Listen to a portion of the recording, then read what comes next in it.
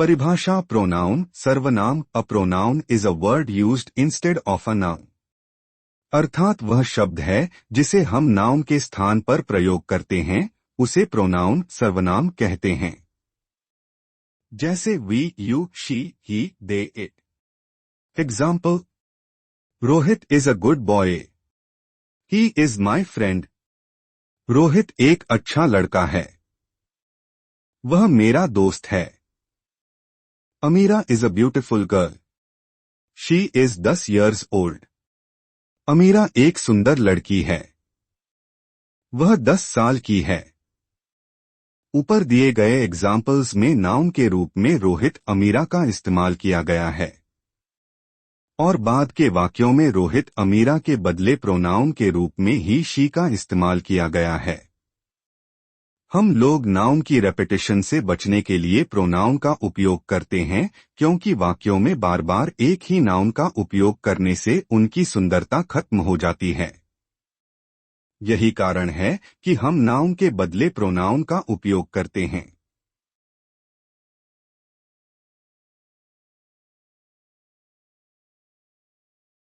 सर्वनाम के प्रकार हैं।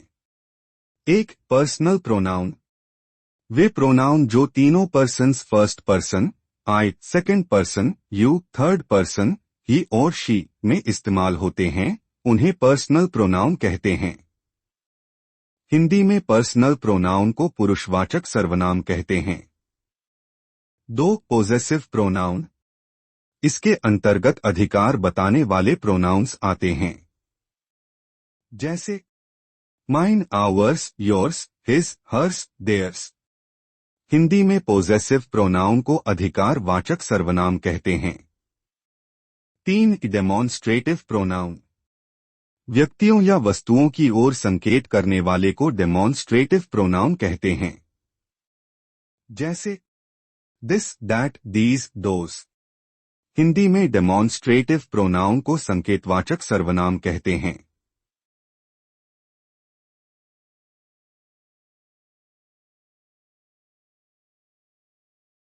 4. Distributive pronoun.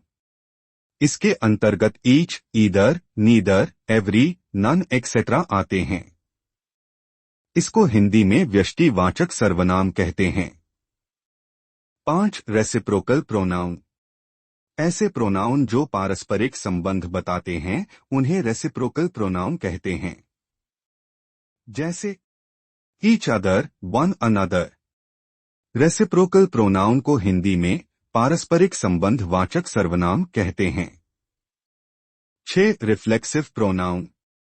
सेल्फ या सेल्व्स से बनने वाले सर्वनाम को रिफ्लेक्सिव प्रोनाउन कहते हैं, जैसे myself, ourselves, yourself, yourselves, himself, herself, itself, themselves, oneself. Reflexive pronoun को हिंदी में निजवाचक सर्वनाम कहते हैं।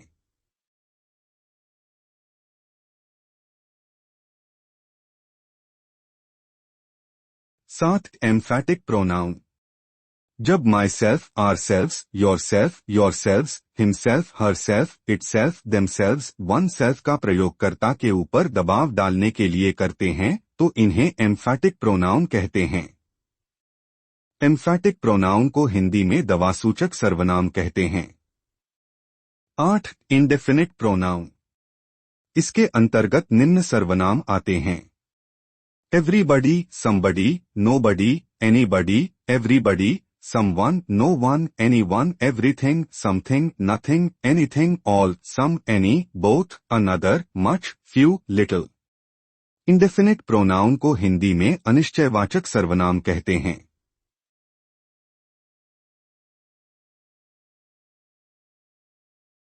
9. Relative pronoun.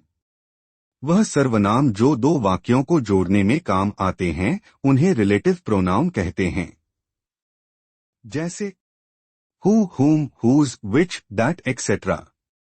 रिलेटिव प्रोनाउन को हिंदी में संबंधवाचक सर्वनाम कहते हैं। 10. Interrogative pronoun. वे सर्वनाम जिनसे प्रश्न पूछे जाते हैं, उन्हें इंटेरोगेटिव कहते हैं, जैसे who, whom, whose, which, etc। Interrogative pronoun को हिंदी में प्रश्नवाचक सर्वनाम कहते हैं।